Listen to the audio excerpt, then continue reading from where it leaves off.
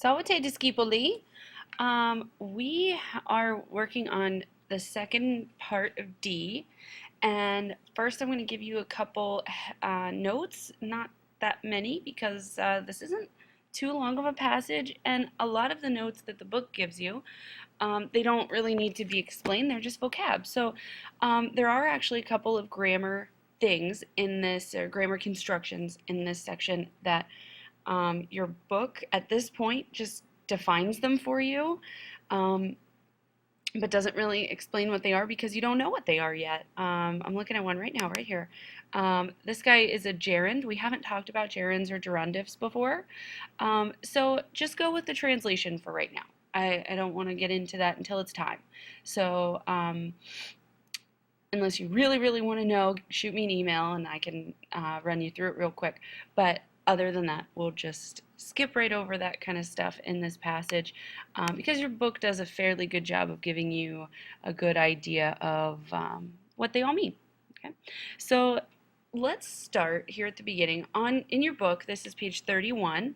I just copied this bit from the latinlibrary.com, which I showed you in another video. And I wanted to be able to highlight and look around at things, so I put it in Word. So you've already, at this point, hopefully you have looked at the first passage of D, which ended with Caesar dying from 23 stab wounds. I think it went pretty quickly. At the beginning of the paragraph in that first part of D, they're talking about Caesar returning to the city kind of arrogant, and boom, he's dead by the end. Because you have to remember this is Eutropius. Remember who's writing to you and when he's writing. He's writing something called the Breviarium, which is the brief history of Rome. So they go from Caesar coming back a little arrogant to dead in a paragraph.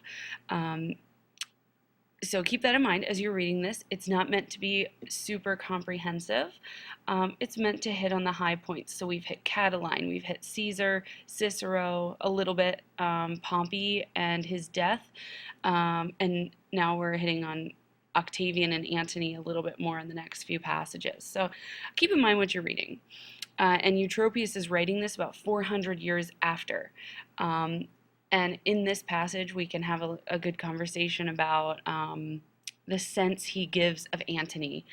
So as you read this passage that's right here in front of you, make sure that you keep your ears perked for when Antony shows up in the passage and how he's discussed.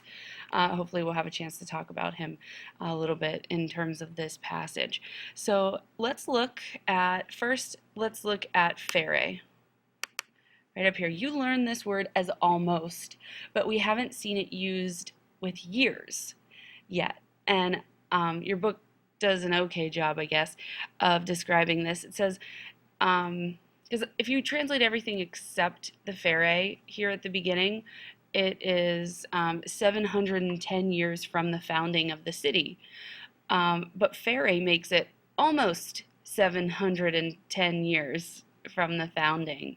So you can translate that as almost the 710th year, or you can do the math and decide which year it really was and throw that in there. It's totally up to you. I'll leave that to you. If you want to do it, you can work it out. Like I said, there's a lot of vocab here. One thing that they really wanted you to note is that Octavius's name is going to change from Octavianus. He was Caius Octavianus. That's how he was born. That was his given name. But when Caesar adopted him as his son so that he could be his heir to Rome, his name was changed to Gaius Julius Caesar Octavianus. And then it was later changed by the Senate to include the Augustus name. They felt that he was worthy of that title, and they gave him the name of Augustus, and he'll be known as that after that occurs. But at this point in Roman history, it hasn't happened yet. So that's why they do not mention Augustus yet. Oh, there it is. They get to it there at the end, I guess. Not up here, though. Okay, so 3 different names for the same guy. Try to keep them straight. Let's start translating this section. I want to get part of it done, and then when you come in with me tomorrow, or when you're supposed to have this done, I'm going to ask you to check with the other person and then keep going to finish D, and then we'll go over it together and see what you had alone, what you did together, and see what you guys came up with. So we have at the beginning, we already kind of talked about it. We can say in almost the 710th year from the founding of the city. Now, we can say civil wars, Civilia Bella, civil wars. Here is my subject. And they have been renewed. That is an okay way to translate it. They have been reinstated, meaning they haven't happened for a little while. And with this event of Caesar being assassinated, they are reestablished. They have been reestablished. It is the perfect passive form here with the two words. And so civil wars have been renewed or reestablished. Technically, this is re-prepared, but we don't use that word in English. So get some idea of prepared again or put together again. So wars have been renewed after the death of Caesar. Now, I'm able to put the after on this guy. Get rid of that and that. Interfecto Caesari, notice that it is ablative, and there's a participle. It's ablative absolute. So I'm able to put an after in there as one of the translations of ablative absolute. So no commas. It shows up in the middle of the sentence, so it's getting harder and harder to find those ablative absolutes. All right, that sentence is good. Let me know if you have any questions about that. All right, let's start with this anim word. On this same page in your book, there's a little green box on page 30. It's talking about connection words.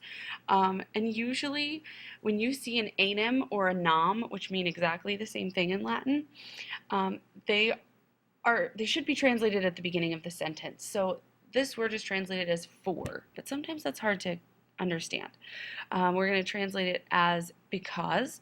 In English, in modern American English, we would say because for this word as opposed to for. So let's say for the Senate favored, nice little imperfect, feels like Latin too again, doesn't it? For the Senate favored, now this isn't Caesar, it is genitive, so Caesar's something, and you want Caesar's assassins, percussoribus, this is his assassins. So the Senate favored his assassins because Caesar was trying to come up a little bit unnaturally for the Romans and get too much power, have too much arrogance, not follow the rules as they had been established for the last, 500 years. And that's a big deal for the Senate, and they are not comfortable with that, so they favored the assassins. And Antonius here, nice little nominative, and so is consul. So consul is being used to describe Antonius and further label him as the consul. So Antony, we would call him in English, but you can call him Antonius. Antony, the consul, and this section here, it's totally genitive. It is actually partitive genitive, and it uses the word part, so it can be kind of confusing. So Antony of Caesar's faction, and faction here, I don't think this translates well as the meaning part in English. We don't use part as a word for team or faction or group of people so much. So try to stay away from the translation of part for partium.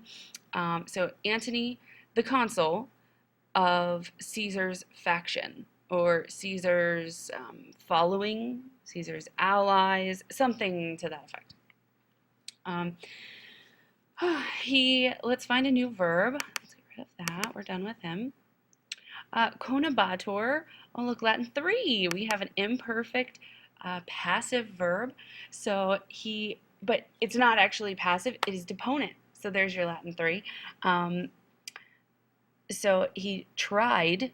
It looks passive translated actively. He tried to opprimere, tried to defeat someone. In this case, it is them. He tried to defeat them as the accusative. And where did he try to defeat them? Civilibus bellis.